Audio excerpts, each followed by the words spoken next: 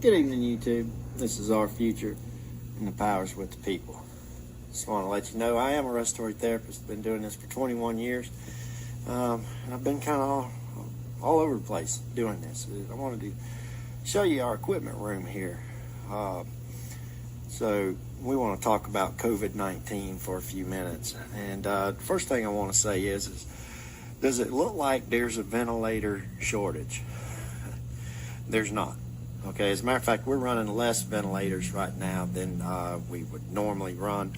And that's because people are just staying home. They're not having elective surgeries. I want to talk about the numbers and the criteria that goes into what a COVID patient is, or a patient under investigation, what's also called a PUI. Basically, right now, the way it has been the last couple of months when they locked us down, is that any patient that came in with a respiratory problem was labeled COVID. Now, that doesn't matter if it's you got stage 4 lung cancer and pancreatitis and heart disease and liver failure and everything else. You're still, because you come in with breathing problems, you're labeled a COVID patient. Now, we have one lady that could do the testing at first that would go, those tests went to the CDC. Only one person was qualified to test that for the whole place. So several of these patients under investigations were never tested, and maybe they died or whatever, then they would die of COVID and not of stage 4 lung cancer or these things. That this is clear, that this is what's come out. Every single patient that needs one of our pieces of equipment here, any of this, if they need any of this stuff, okay, then they are a rule out COVID. And these tests have taken as long as 2 or 3 weeks to get back. We're finally getting what they claim. They've been claiming this for a month, but we're finally getting in-house testing. That's going to change the game, and I think that's what's going on at most places. And what that also means is that now you're going to see the numbers either go up or go down. And I would suspect we're going to see them spike up and then spike down real quick. And this is the reason for the number of deaths. So you have to recognize that if every single patient is under COVID investigation and dies, then that goes into a COVID death, and they're showing the numbers like a football game to scare you.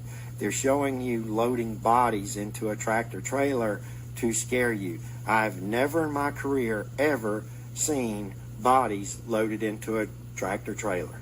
It just doesn't happen. I wonder if those were even bodies. I really don't believe it. All of this stuff is fake, okay? Look at our ventilators. And let's talk about ventilators and why there would be a shortage of ventilators. Well, this is non-invasive ventilation here, CPAP or BiPAP. This is a mask that gets strapped on you, and we can help you breathe with that. We're not allowed to use those, okay?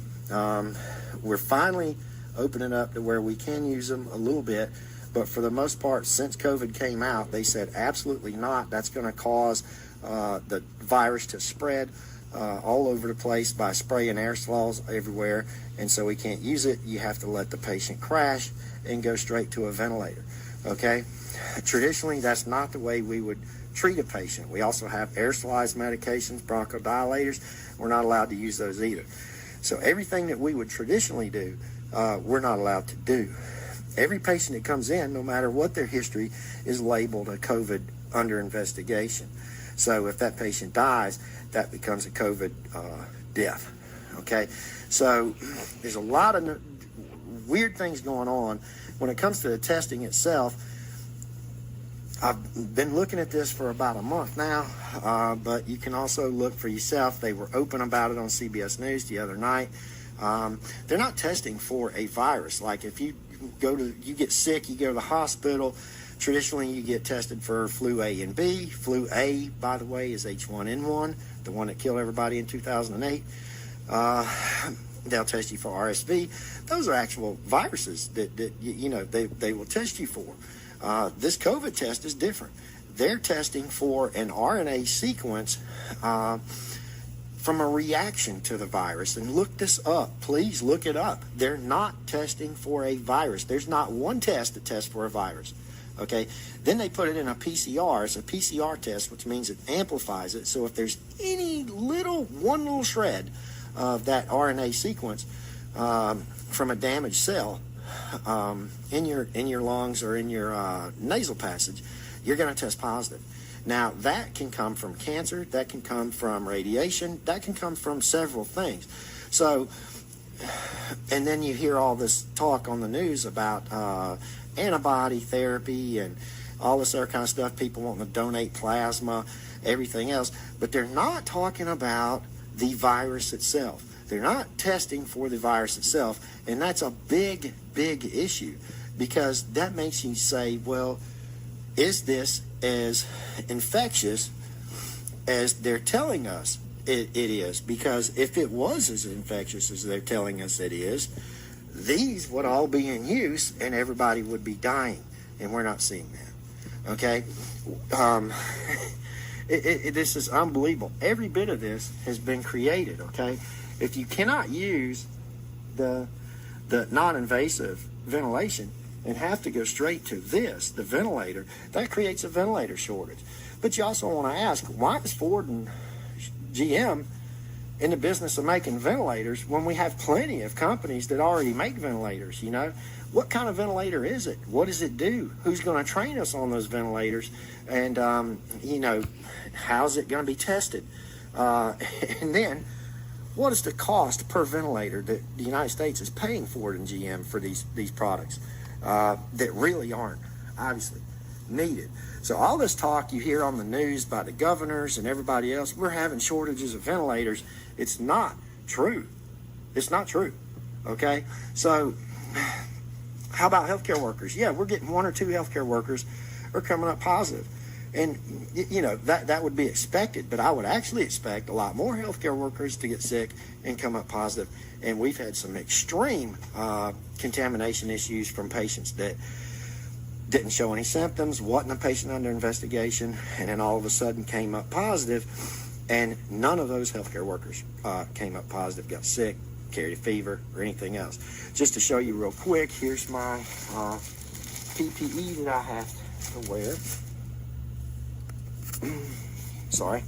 Here's my PPE that I have to wear. There's an N95 mask in here and a face shield, and of course we got some gowns and stuff, but we're going wearing this for 5 shifts minimum before we can get a new one. All right, so I'm contaminating myself every time I put this N95 mask and the shield in this bag. It's contaminating.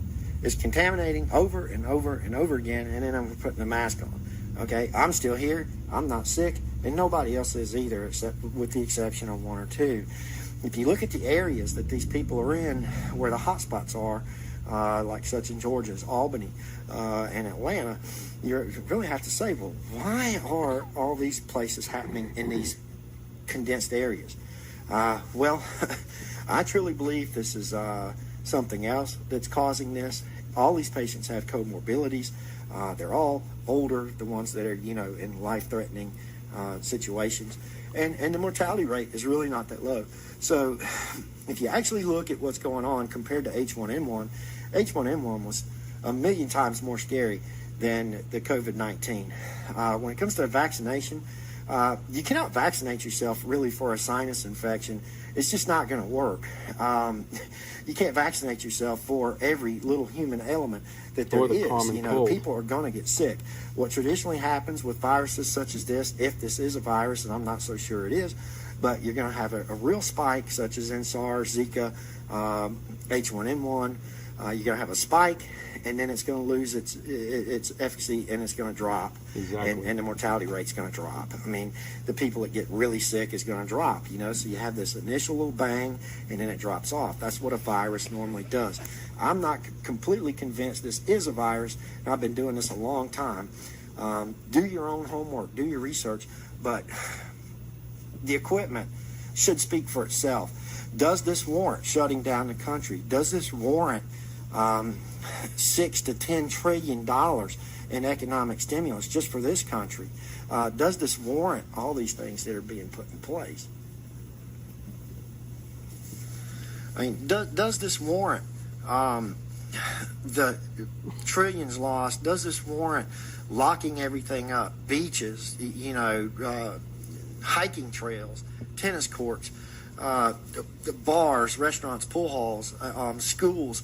Does this warrant this? I really don't think it does. Not even close. So y'all need to be asking some really hard questions here, and questioning your government, and questioning the people in charge, and also questioning your doctors, because the doctors believe this stuff just as much as everybody else does, but they're not looking at the real information. All they're doing is they're told something, and hey, guess what? They got lives, they got jobs, they got everything else you got plus some.